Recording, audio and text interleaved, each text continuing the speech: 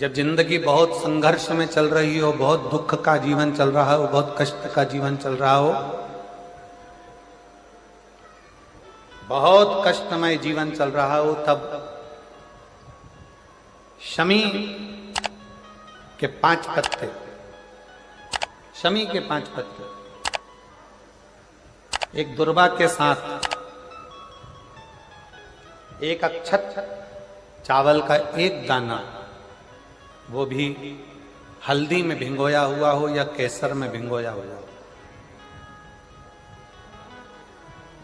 शमी पत्र 5, एक दुर्वा, एक चावल का दाना, जो दिल से हृदय से बेलपत्री के वृक्ष के नीचे पार्थिव लिंग का निर्माण कर कर मट्टी का शिवलिंग बनाकर प्रदोष काल में, मतलब शाम के समय पर शिवलिंग बनाकर उस पे जल चढ़ाकर, जो ये 5 शमी का पत्र, एक दुर्वा और एक चावल का दाना, अपनी कामना कर कर, जो दुख चल रहा है बाबा से विनय कर कर एक एक पत्ता जब समर्पित कर दे, फिर एक दुर्वा समर्पित कर दे, फिर एक चावल का दाना समर्पित कर दे और बाबा का वहीं पर पुनः विसर्जन कर दे, 3 महीना तो जाने दो, 15 दिन के अंदर वो दुख कटता जरूर है, चाहे कोई भी दुख,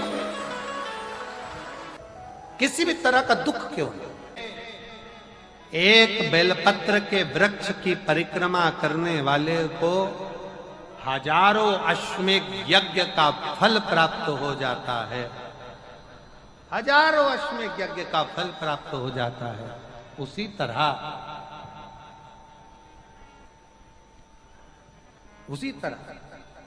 एक पार्थिव लिंग का निर्माण करने वाले को, मिट्टी का शिवलिंग का निर्माण कर कर पूजन करने वालों को 12 ज्योतिर्लिंग के शिवलिंग के दर्शन का पुण्य फल प्राप्त। बहुत ध्यान लगाकर सुनिएगा। एक बेलपत्री और उस बेलपत्री में एक चंदन की बिंदी और एक अक्षत का दाना मात्र रखकर भी अगर शिवालय पर चढ़ा दी जाती है,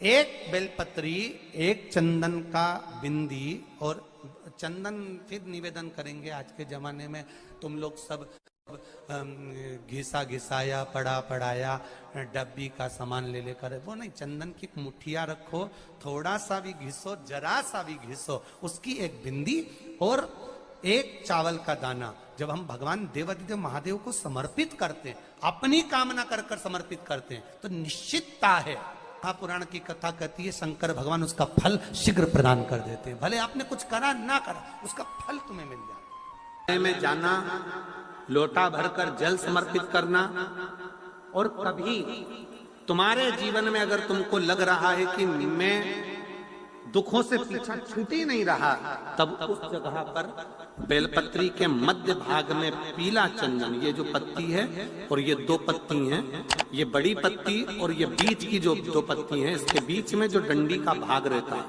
जो बीच में डंडी का जो भाग है, बड़ी पत्ती और ये 2 छोटी पत्ती के मध्य में जो डंडी का भाग है, उस डंडी के भाग में पीला चंदन और एक अक्षत पीला, शंकर भगवान को आप अगर प्रदोष काल में समर्पित कर रहे हैं, तो ये निश्चित है कि धीरे धीरे कर कर वो दुख समाप्त होगा, वो दुख कटेगा ही।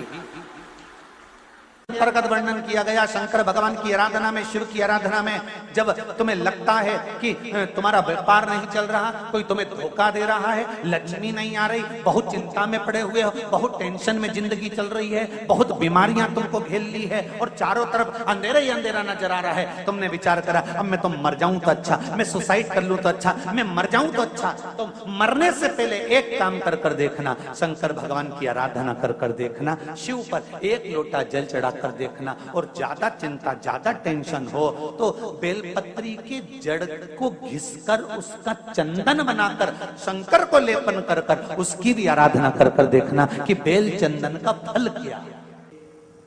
बेलपत्र, एक बेल, ये कोई साधारण नहीं, एक बेलपत्र एक बेल, ये कोई साधारण नहीं, एक बेल।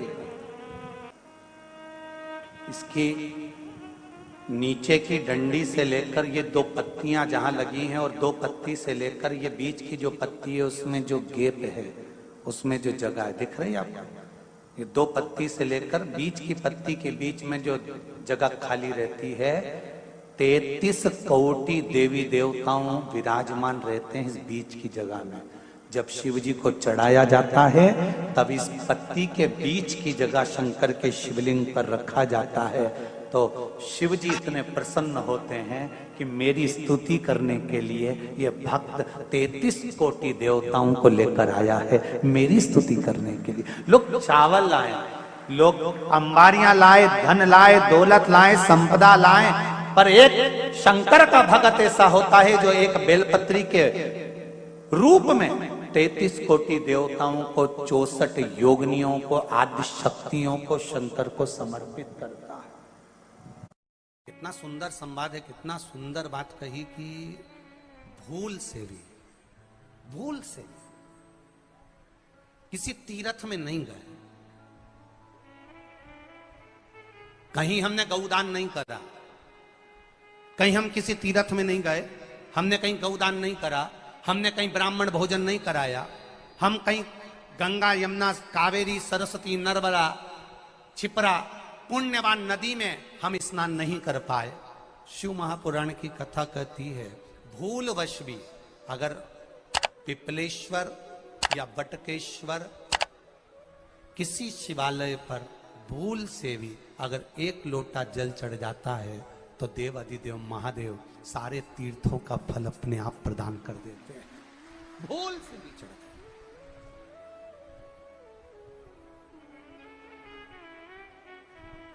एकांतेश्वर महादेव किसी तीर्थ में नहीं गए, कहीं हमने गौदान नहीं करा, कहीं हम किसी तीर्थ में नहीं गए, हमने कहीं गौदान नहीं करा, हमने कहीं ब्राह्मण भोजन नहीं कराया, हम कहीं गंगा यमुना कावेरी सरस्वती नर्मदा छिपरा पुण्यवान नदी में हम स्नान नहीं कर पाए। शिव महापुराण की कथा कहती है भूलवश भी अगर पिपलेश्वर या बटकेश्वर किसी शिवालय पर भूल से भी अगर एक लोटा जल चढ़ जाता है तो देव अधिदेव महादेव सारे तीर्थों का फल अपने आप प्रदान कर देते हैं। भूल से भी चढ़,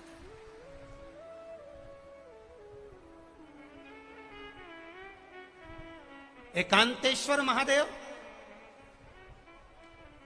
जो कि एकांत में बैठा हुआ है, एकांतेश्वर महादेव अकेला बैठा है अलमस्त होकर। आप जा रहे हो गाड़ी लेकर, आप 4 व्हीलर गाड़ी में जा रहे हो, ट्रैक्टर में जा रहे हो, ट्राली में बैठकर जा रहे हो, क्रूजर में बैठकर जा रहे हो, 2 व्हीलर गाड़ी में बैठकर जा रहे हो, और एकांतेश्वर महादेव का मंदिर दिख गया, कोई एकांत में, भले उसका नाम नहीं मालूम तुमको कि कौन सा महादेव, पर अकेला बैठा है जंगल में, वृक्ष की छांव में, एक ओटले पर, कोई दीवार नहीं, कोई जाली नहीं, कोई गेट नहीं, कुछ भी नहीं।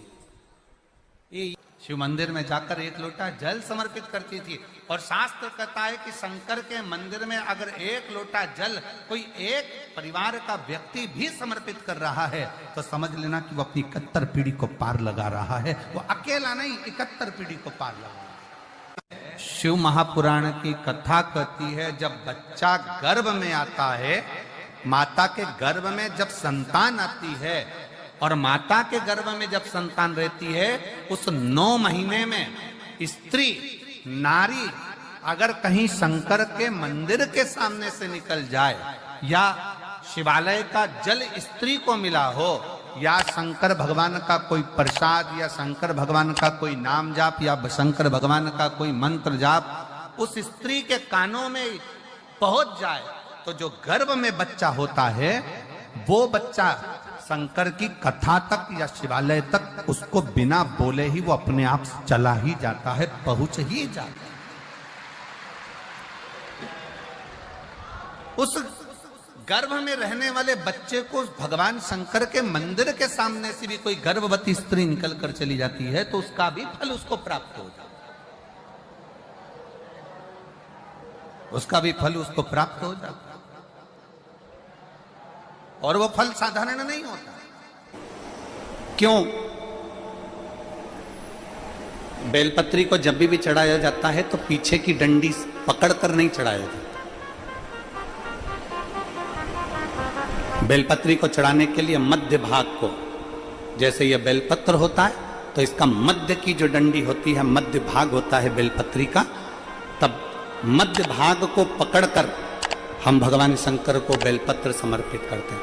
कोई भी बेलपत्र ऐसे नहीं चढ़ाता कि डंडी पकड़ के चढ़ा दिया, फिर पीछे की डंडी पकड़ के चढ़ा दिया, फिर पीछे की डंडी पकड़ के चढ़ा दिया, फिर डंडी पकड़ा, फिर चढ़ा दिया ना। मेरे देवादिदेव महादेव को जब भी बेलपत्र चढ़ाया जाता है तो मध्य भाग, पीछे की डंडी पकड़कर नहीं, मध्य भाग से भगवान शंकर को बेलपत्र समर्पित किया जाता। मध्य भाग से जब भी पकड़ेंगे तो मध्य भाग को पकड़कर बेलपत्र समर्पित करेंगे। क्यों?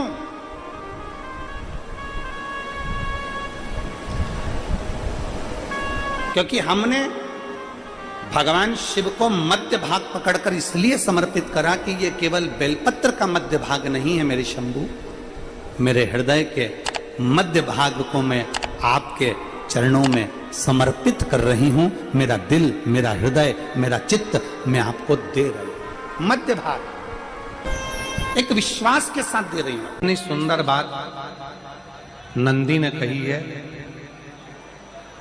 नंदी ने ये बात जो कही वो वास्तव में बड़ी सुंदर है कि मान लो यदि कोई कार्य तुम्हारा हो नहीं रहा और पूरी दुनिया में तुमने कर कर देख लिया, बहुत प्रयास कर कर देख लिया, तो भी वो कार्य अगर तुम्हारा नहीं होता, तो फिर एक काम करो कि शिव की स्तुति करो, शंकर की स्तुति, शंकर का गुणगान, शंकर की भक्ति, शंकर का स्मरण।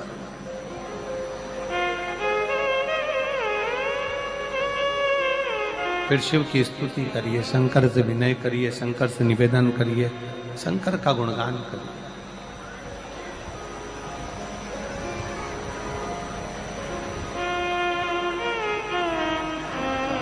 पर भगवान की भक्ति होती कब?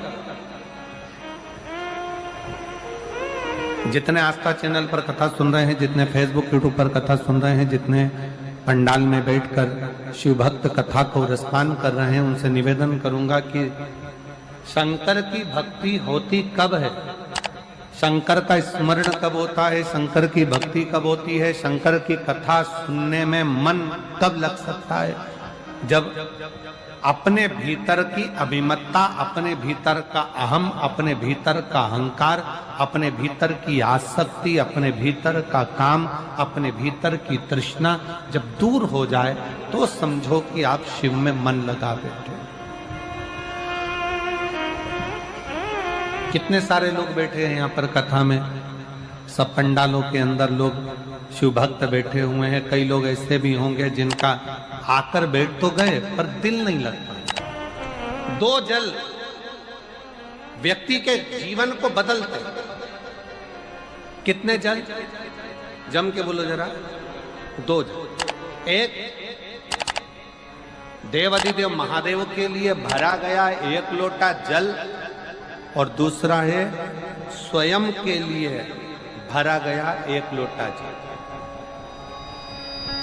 यहाँ पर अगर बुजुर्ग मेरी माताएं बैठी होंगी, मेरी जीजियां बैठी हैं, मेरे जीजा बैठे हैं, बुजुर्ग जितनी माताएं बैठी हैं वो पुराने समय का अगर लेख उठाकर देखेंगे तो पुराने समय के लोग भोजन करने बैठते थे ना, तो भोजन करने से पहले अपने पानी के लोटे को भरकर, अपना गिलास भरकर बैठते थे। किसी ने देखा है कि नहीं देखा? जम के बोलो जरा, देखा है आप लोगों ने? पुराने समय के लोग जब भोजन करने बैठते थे, पुराने समय के लोग जब भोजन करने बैठते थे तो अपना पानी का गिलास, अपना पानी का लोटा पहले भरकर आसन लग जाता था। बहू आसन लगा देती थी, बहू खाना बना देती थी, घर की पत्नी खाना बना देती थी, भोजन बना देती थी, घर के लोग भोजन दे देते थे। थाली कोई भी लगा कर ला कर दे, थाली कोई सजा कर ला कर दे, पर घर का जो व्यक्ति खाना खाने बैठता था, भोजन करने बैठता था, वो अपना पानी स्वयं भर कर बैठता।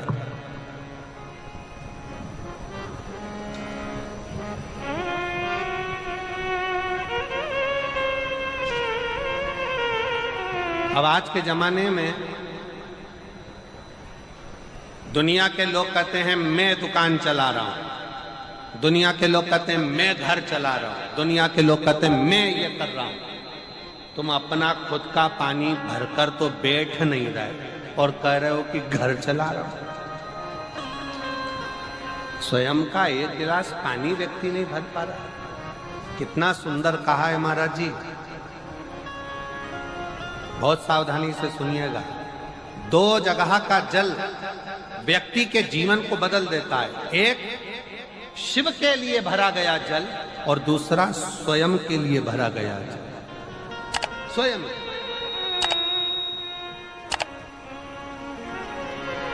शंकर के मंदिर में जा रहे हो, एक लोटा जल अपने घर से भरकर लेकर चले जाओ और अपने घर में जब तुम भोजन करने बैठ रहे हो, जब तुम रोटी खाने बैठ रहे हो, भोजन करने बैठ रहे हो, भोजन ग्रहण करने बैठ रहे हो, जब तुम भोजन को ग्रहण करने के लिए बैठ रहे हो, तब अपने घर में जब तुम भोजन ग्रहण करने बैठ रहे हो तो एक लोटा जल या एक गिलास पानी भरकर बैठो।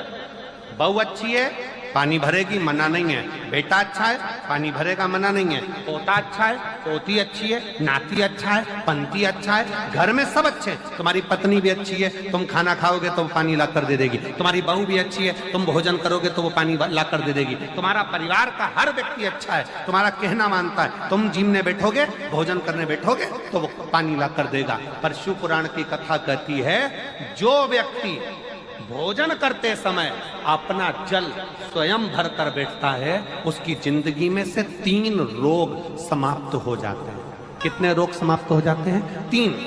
पहला, अपना जल स्वयं भरकर बैठने वाले के घुटने का कभी भी डॉक्टर उसके घुटने बदलने का बोलेगा ही नहीं, घुटना बदल ही नहीं सकता। स्वयं का जल भरकर बैठे। दूसरे नंबर पर, जिसकी रीढ़ की हड्डी में कमर से लेकर कंधे तक जिसकी हड्डी में दर्द होता हो, या जो सुबह सुबह सोकर उठता हो और उसके कंधे दुखते हो या पीठ दुखती हो। दूसरे नंबर का रीढ़ की हड्डी का दर्द। और तीसरे नंबर का, डॉक्टर को दवाई खा खा कर परेशान हो गए और आधा सिर का रोग, भुकुटी, ये भौएं दुखती हो, सिर दुखता हो, ये कान के पास का दर्द होता हो, तो अपना भोजन करते समय अपना पानी स्वयं भर कर बैठो। आपको ये 3 रोग से मुक्ति अपने आप मिलना प्रारंभ हो, अपने आप। अब किसी ने कहा, गुरुजी पत्नी पानी ला कर देती है, पति पानी ला कर देता है, बेटा पानी ला कर देता है, बहू पानी ला कर देती है, पोता पोती पानी ला कर देते हैं, नाती पंती पानी ला कर देते हैं, नौकर लगे घर में वो पानी ला कर देते हैं, सेवादार लगे घर में वो पानी ला कर देते हैं, तो हमको पानी लाना क्यों जरूरी है? तो अग्नि पुराण में वर्णन आता है कि जो घर में पानी जिस मटके में भरते हो, जिस हंडे में भरते हो, जिस बाल्टी में भरते हो, जिस टंकी में पानी भरते हो, पीने का पानी जिस हंडे में, मटके में, बल्टोई में, जिस गगरे में तुम भरते हो, वो स्थान पितरों का स्थान रहता है। जब हम पानी भरकर भोजन करने बैठते हैं तो हमारे पितर भी उस स्थान पर आकर निश्चित जगह पर बैठते हैं, और जब हम भोजन ग्रहण करते हैं तो हमारे पितरों के भाव का आशीर्वाद हमारे ऊपर पड़ जाता है, जिससे हमारे 3 दर्द समाप्त हो। स्वयं भरो, स्वयं। अब आज का जमाना इतना विचित्र है कि नौकर चाकर, परिवार, घर इतना बड़ा हो गया। आज के जमाने में कोई सोफे पे से उठना पसंद नहीं करता, वहीं से हवाई लगा दे।